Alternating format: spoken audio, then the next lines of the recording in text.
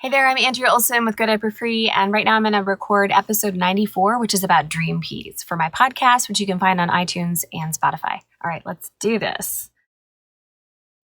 Welcome to the Go Diaper Free podcast, where we're all about helping you stop depending on diapers as early as birth. I'm your host, Andrea Olson, author and mom of 5 babies, all EC'd from birth, all out of diapers by walking.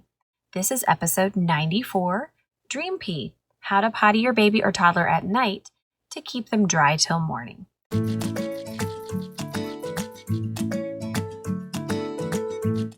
So you can read the written version of today's show over at godiaperfree.com/94, where I'll also conveniently link to all the things I mentioned in today's episode, and there are a few that I'll point out. I will also be replying to comments over there, so come on by and hang out with us when you're finished. So if you don't want to use diapers at night, you want your child potty trained at night, but you keep having accidents, or in EC lingo, we call those misses, look no further. The dream pea might just solve your nighttime woes. Across my own 5 babies, I have found that a strategically placed dream pea helped them stay dry at night and sleep better during certain times of their baby and toddler years. So first of all, what is a dream pea, Andrea? Well, the definition of a dream pea, the way that I see it, is a middle of the night pea initiated by the parent, not the child, that is done without speaking or turning on the lights, with the intention of helping a child stay dry all night. So now let's talk about whether you should do a dream pea at night. Some parents worry that they'll fully wake their child if they do the dream pea incorrectly, or at all. Others don't want to disturb their baby's sleep at any cost. But still others, maybe you, might benefit from a dream pea. But first, at what age do dream peas help babies and toddlers? Before we go into the reasons, let's talk about age. A dream pea can be done and can be very helpful with any age baby or toddler if it helps your family get better sleep or stay close to your infant hygiene values. Do it. There's some crossover between nighttime EC and dream peas. I'll talk about that in a second. Typically, however, a dream pea is a useful tool when your child is having daytime success, is walking, maybe has moved into a toddler bed already. When babies hit that age of sleeping more soundly through the night, that's when the dream pea is effective because we want to support that sleep. I usually start dream peas at around 15 to 18 months, and I keep doing them as necessary until around 2 to 3 years old. It just depends on which child needs what, So there is a difference between nighttime EC and dream peas. Nighttime EC is baby-led, so when your baby or toddler wakes up, you take them to the potty and then get them back to sleep if taking them to the potty helps them sleep better. This is usually done from birth with newborns to 12, 14, 16, 18 months or so. It really just depends on your baby and their sleep habits and all of that. And if they resist when they wake up in the middle of the night and you don't want them to resist and you just give them a passy or nurse them back to sleep without just changing them without potting them, that's part of nighttime EC too. It's a choice. But when you're just doing dream peas, you're actually consciously moving from baby-led pottying all night to a let's help baby keep dry and not have to wake up to pee by taking him at night in a sleepy state kind of a thing. So you, the parent, initiate a dream pea, and that's the main difference. Of course, there's often a transitional phase in between these two and a bunch of overlaps. So just another point about this is you can do nighttime EC, which is responding to your baby's need to pee at night every time they wake, in combination with dream peas. You can consciously insert a dream pea while doing nighttime EC. They can happen simultaneously. And eventually, hopefully, the child will stop waking to pee altogether, switching gears for you initiating the dream peas only, which can prevent night waking and prevent the need for nighttime EC because they need to pee, and you've already addressed that issue for them. And this can be followed at some point by the dream pea being completely unnecessary. And yes, it does happen eventually 100% of the time. Again, beginning dream peas, starting to initiate parent-led pottying at night, can help the baby to not wake to pee later on in the night because they're wet or need to go. And it can help them sleep more soundly through the night. So hopefully that all makes sense. And as I go through today's show, you'll learn some things that will click. Okay, now for some reasons that you might want to do a dream pea. So if you don't want to use diapers at night at all, you'll definitely want to initiate some dream peas at night. If your baby or toddler wears diapers at night and you'd like them to stay as dry as possible, If you want to support your child in being dry and comfortable all night long, if your child's sleep is regularly disturbed from being wet, and this is where it really counts to do a dream pee because they won't be disturbed from being wet.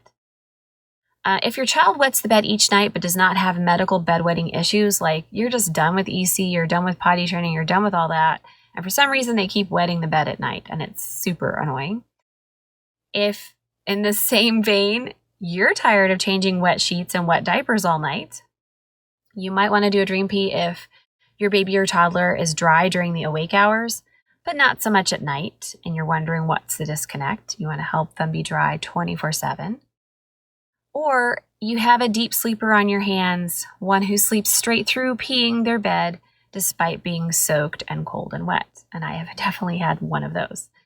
So if any of these are you, let's learn how to do a dream pee. And just by the way, this isn't in my notes or anything, but with Isadora, my second child, my daughter, she would sleep straight through peeing her bed and completely soaking herself and being disgustingly wet and sleep hours like that. And we didn't know that she had peed because she wouldn't wake up from it. So when we started doing a dream pee with her at 10 p.m. each night, she stopped doing that.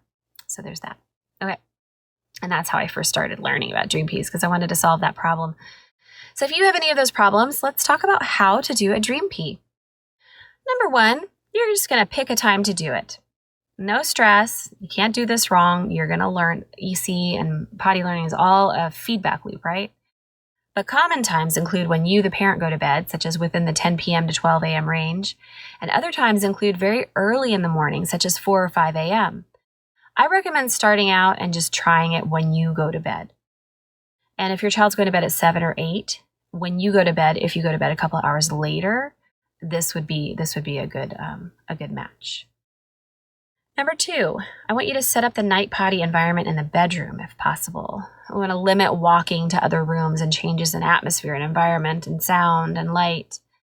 We want to set up the night potty station.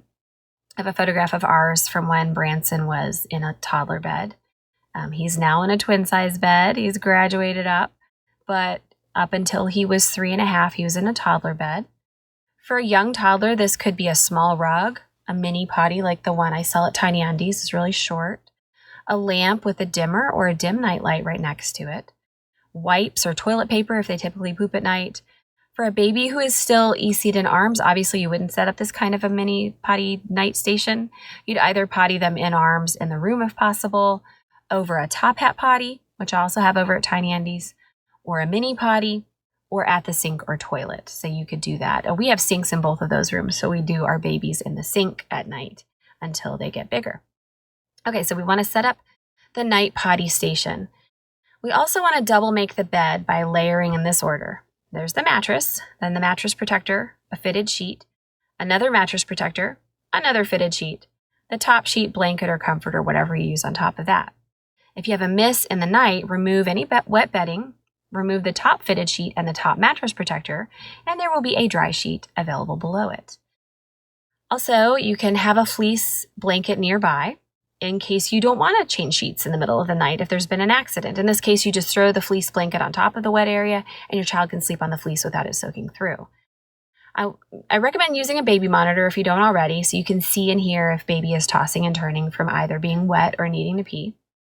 Install a dimmer or nightlight in the room, like I mentioned.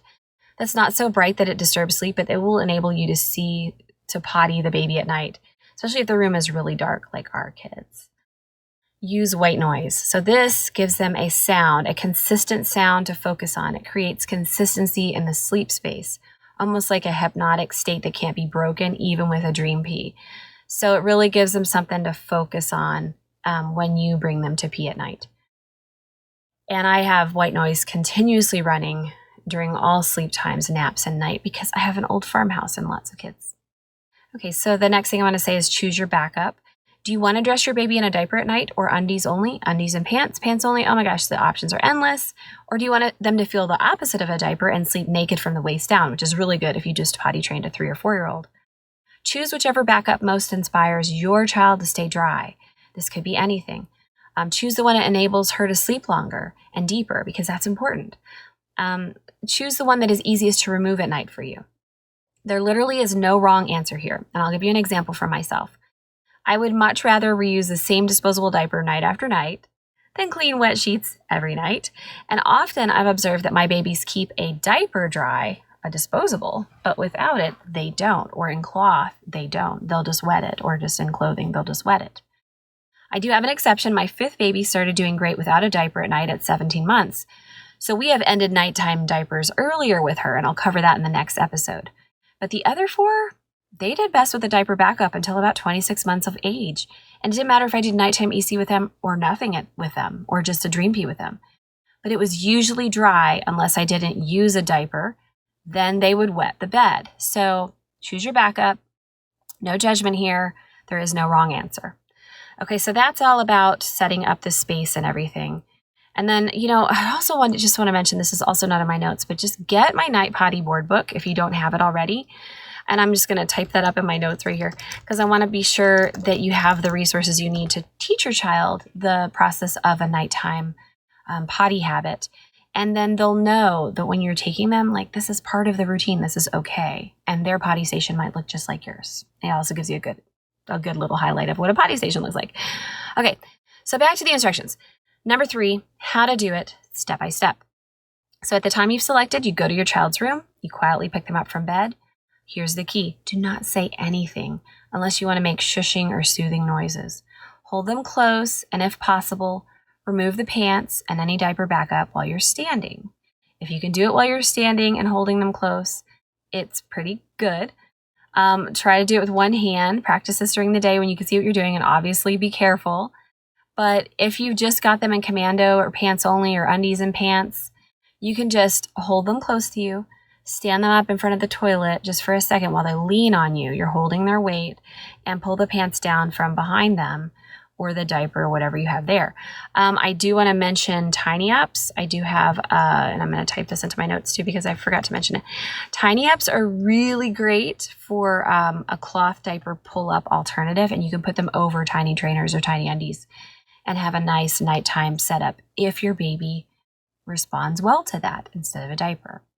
And in other words, you can pull those up and down easily. So for this situation, we're going to try to lean them on you and pull the pants down. If they've got a diaper on, we'll try to pull the pants off, set them on a chair or something, undo the diaper while you're holding them. And then set baby gently on the potty while you squat in front of it yourself, letting their head lay down against your knees if that helps. And I really recommend that. We usually have them lay almost completely face down onto our knees while they sit on the potty. And gently say psst or shh or go pee pee and relax yourself. If you relax, they'll relax. And if they need to go, they will go. This is a potty-tunity. This is an opportunity to go. It does not mean that they have to go, okay? Then gently you pull their pants back. Oh, of course, we want to wipe. If we have toilet paper or a little cloth nearby, just pat it dry if it's a girl. If it's a boy, usually you don't need to do that. And gently pull their pants back up and get them back to sleep however you usually do. With a baby especially, but with a young toddler or a big toddler who is no longer nursing or no longer having this, they're not in a crib anymore, place them back into their bed quietly. Don't rock or anything else if you don't have to. Place them back into their bed quietly and quickly and leave the room without a word. It's like it never happened. Hence the words dream pee, right? It's like it never happened. Okay, so that's basically how to do it step by step. And the key points here are don't say anything, don't turn on any lights, please don't do it. And I'm just adding little notes because I just do this automatically, but explaining it to you is helping me remember all the little details that we want to keep in mind. Now, what about if it doesn't work? Andrea, it doesn't work. What do I do? I tried it, doesn't work. Let's do some troubleshooting. If the middle of the night potty-tunity is not working for your baby or toddler, here are some ideas of how to make the dream pee work. By the way, before I say anything else, babies, never wake a baby to pee. So if you've done that and it's backfired, it's because don't wake a baby to pee. At this point, you're doing nighttime EC, and with nighttime EC, we are baby-led. So with babies, never wake a baby to pee, and I'm talking about 0 to 12 months, okay? After that age, it's okay to do these, and I really put that kind of line in the sand, but you make your own decision. If you're waking a baby to pee and it's a disaster, this troubleshooting point, number 8 that I'll get to, just says to not do it if you're getting major resistance. So in other words, this is really good for those toddlers who are already in their own bed and they're like 18, 24 months and stuff. But again, as little as 14 months could also benefit from a dream pee. Such a moving target. Okay. If it's not working for your baby or toddler, here's some ideas on how to make it work. First of all, if you're dealing with a baby 0 to 12 months, I just don't want you to do it. Never wake a baby to pee. Just do nighttime EC. It's responsive and baby-led. Number 2, here's a tip. Try a later time. Sometimes we are just offering too soon in the night, so set an alarm for 1 or 2 a.m. and see if that works instead of 10 or 11 p.m. Next, number 3, you could try early in the morning instead of late at night. So some babies actually soak their diaper right before waking in the early morning while they're kind of in that lighter sleep space. So you can help them stay dry by offering it 3 or 4 a.m. I wouldn't necessarily do 5 or 6 a.m. because often your baby will not go back to sleep, and we definitely don't want that. And number 4, try 2 dream pees instead of 1. So if you're set on this working and you don't mind disrupting your own sleep a little bit just to get the hang of this, offer once when you go to bed at 10 or 11 p.m., and then once more at around 4 a.m. and see what happens. It's all an experiment. You'll see if it works or not. Number 5, change your backup. Whatever you're using, use the opposite. So go back to a disposable. If you find that they actually deter wetting more than whatever you're using now, go back to a disposable. I recommend Diaper with a Y. They're biodegradable if you're going with this option because no other diaper ever biodegrades, and that's not fun. If moving to Commando or Naked at night is something you want to try, especially with a 3 or 4-year-old, go for it. If your child is in tiny undies and pants during the day, like say they're 14 months old and they're already out of diapers, and is regularly dry, try that at night too, tiny undies and pants. So often a child will get used to a backup and will prefer it day and night. They won't want to change, but they don't have a way to tell us about their preference, obviously. So just use whatever works, no judgment. If you're troubleshooting this, change your backup and see what happens. Now, number 6, if they refuse the mini potty or simply will not go on it specifically, try pottying in arms for a younger baby over the sink or over the toilet or over that mini potty, or bring them to a nearby big toilet with a seat reducer on it if that's what they're comfortable with. This is not preferable. We don't want to walk down a hall where there's a change in temperature and environment and ambiance and noise, but give it a try if that works for you. Now, during the day, try to train them on using the mini potty so at night it's more useful, right? Number 7, if you'd rather follow your child, potty them anytime they wake up at night. That's nighttime EC, if they are willing to go at night. If you want to get better at nighttime EC, I have a mini course on that. The link is in the show notes at godiaperfree.com/94. Just go to my store and you'll see it there, Nighttime EC 101. And that'll give you more info on how to potty at night baby-led. Or see my book, Go Diaper Free, if you have a 0 to 18-month-old, or the Tiny Potty Training book for 0 or 18 months and up, And number 8, if everyone's sleep is ruined and or you're sick of wet sheets or middle of the night toddler parties or resistance, stop. It's not the right time for you guys to do it. You can do it again at some other point. Do not do any more dream pees for several months, if ever again. This is a technique that works with a lot of people, but if it doesn't work for you, it doesn't mean anything's wrong with you. Do you hear me? It doesn't mean anything's wrong with you. Use a diaper as a backup for now and be sure to do the before bedtime pee. We call it the final pee-pee. Limit fluids for the 2 hours before bedtime, and then potty immediately upon waking. Use the diaper at night as a tool. You will eventually, believe it or not, be out of the woods naturally, so do not fret, and just pause the dream peas for now. Okay, Andrea, what next? Do we do dream peas forever? No. You will not have to do the dream pee forever. So if your baby stops going when you offer at night or majorly refuses, they're telling you something. Just stop dream peas and see what happens. Use the backup that works best for you both. Double make the bed if necessary. Maybe switch to an early morning instead of a late at night dream pee. But only potty at night if it makes your baby or toddler more comfortable, especially if you are the one initiating it. If dream peas do work for you, and oftentimes, oh my gosh, I didn't even mention this, try having your husband or partner do it if you've got one. Maybe that'll work a little bit better. My husband always does the dream peas with our young toddlers because they aren't going to want, not us, they aren't going to want a nurse if it's him. If dream peas do work for you, You can choose to gradually offer later and later in the night or later in the early morning until the Dream Pee is completely phased out. It's no longer necessary. The habit to stay dry will stick, and your child will also outgrow this phase. If they don't outgrow it, however, and your child is wetting the bed at 5 or 6 years old, please at that point see your pediatrician to rule out the possibility of medical bedwetting. So lastly, I just want to say, if you need help with sleep training that does not include Cry It Out, please visit my friends at the Baby Sleep site. I have a link that's on the podcast that you can click on. It's godiaperfree.com/94. And they will give you, if you follow that link, they will give you a customized sleep plan, a plan for your baby, or you can pore over their comprehensive blog and find answers. We got a custom sleep plan with 2 of ours from them, and it was one of the best decisions I've ever made as a parent. Your baby deserves sleep, and so do you. And some babies are trickier than others, and it's just not true that you need to be up all night, every night with your child till they're 2, 3 years old. If you want sleep, you have the right to it. And trust me, everybody wins when baby deeply sleeps at the appropriate ages, at the ages when they're able and capable to sleep through the night. And that's it. The Dream Pee, the parent-initiated, help baby stay dry at night, middle of the night, potty-tunity, or opportunity to go potty, in a nutshell. Again, you can see the written version of this podcast over at godiaperfree.com/94. And here's the important part. I want you to head over and let me know. Have you tried the Dream Pee? Are you going to try it tonight?